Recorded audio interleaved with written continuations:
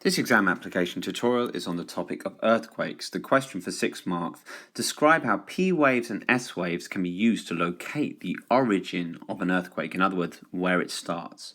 So what you're asked to do here is describe the difference in speed between P waves and S waves, because that's the important thing for this question, and how do we use earthquake seismographs to locate an earthquake's origin with that data.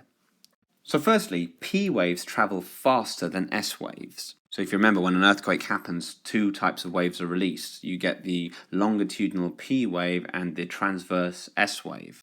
We can use the time difference between the arrival of each wave to calculate the distance of an earthquake's origin. You don't actually have to perform that calculation unless they give you a formula which they want you to use in the exam, but generally speaking, you just need to know that we need that piece of information, the arrival time difference, to work out the distance.